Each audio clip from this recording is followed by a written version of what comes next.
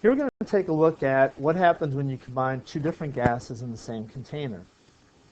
Keep in mind that if they are in the same container, that our volume will remain constant. And since they're in the same container, the temperature will also be constant. So the only thing affecting the pressure here is the number of particles that are present. We're going to use that also to kind of look at how pressure is related to the number of particles. So it's pretty simple. Dalton's law of partial pressure says that the pressure, the total pressure inside the container will be equal to the sum of the individual pressures of each gas if they were by themselves in that container. So in the picture here, we have the purple molecules inside the top container, and that's the same volume as what we're going to end up with at the end. And then we have the red particles in the container at the bottom, and again, it's the same volume, keeping the temperature all constant. So what we would say then is that the pressure total, when we combine all those into one container of that same volume, would be equal to the pressure of the purple plus the pressure of the red. So pressure each one of those would exert if it were by itself in that container. So then it's just a matter of adding those two things together.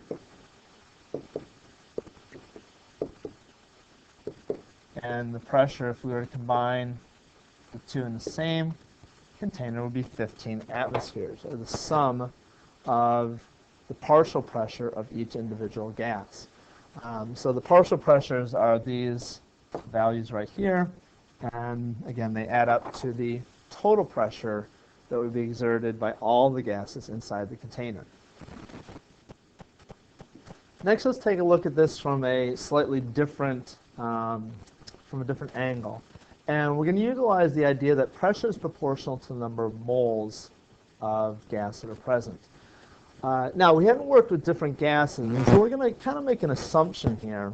And we'll validate this in a later video when we look at the theory behind particles here.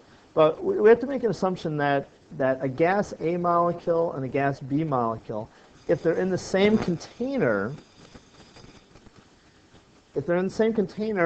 that those two particles are going to exert the same pressure if they're at the same, well, obviously if they're in the same container, the same pressure. And yeah, so this isn't totally intuitive. I mean, why would two particles that hit the walls of the container create the same amount of force against that container? And it has to do with the fact that they are at the same temperature. And if one of the particles were larger, it would actually be moving at a slower speed than the other one. And so we do have a situation where the particles will exert the same average pressure in the same container. In this situation, what we might want to know is what the partial pressure of each gas would be inside of here. We're going to need one more piece of information here, which would be that the pressure total inside here, let's make it 10 atmospheres. Okay, nice round number.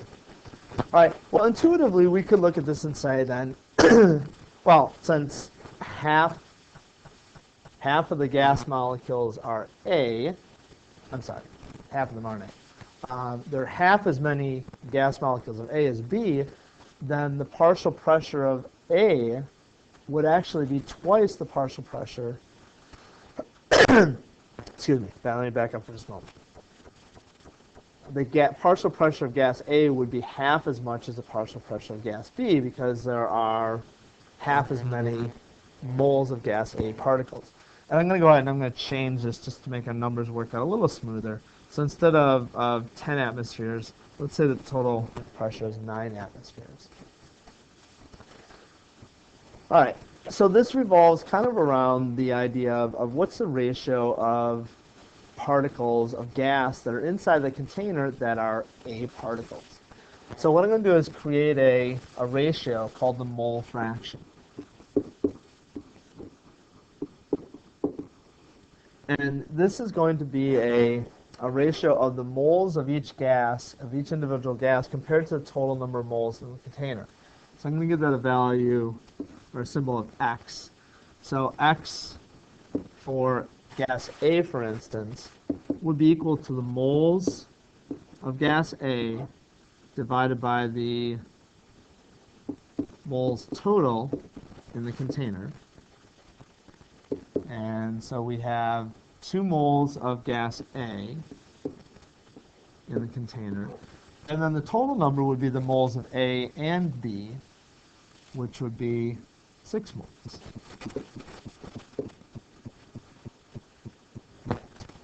Okay.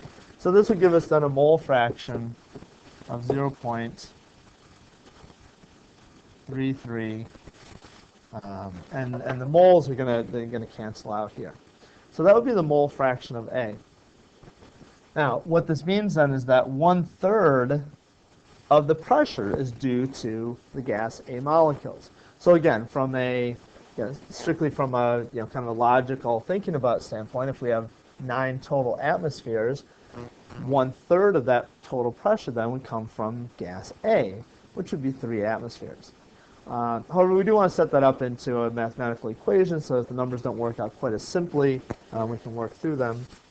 And so I'll do this in blue. We can say that the pressure of gas A is going to be equal to the mole fraction of gas A times the pressure total. So again, if we plug our values in here, then we had our mole fraction of A was 0.33. Our total pressure, 9 atmospheres, which gives us then a pressure of the partial pressure of gas A of 3 atmospheres. Okay, we can do a similar calculation for gas B, or we can use the Dalton's law of partial pressures, and if the total pressure is 9 atmospheres, we subtract the partial pressure of A to get the pressure of gas B, which would be 6 atmospheres. So the 2 mathematical relationships that we're going to want to pull out of this discussion then are that the partial pressure is equal to the mole fraction times the total pressure, and that the mole fraction is the moles of an individual gas divided by the total number of moles in the container. So we'll use this for different problems involving mixtures of gases. So kind of keep these things at your fingertips.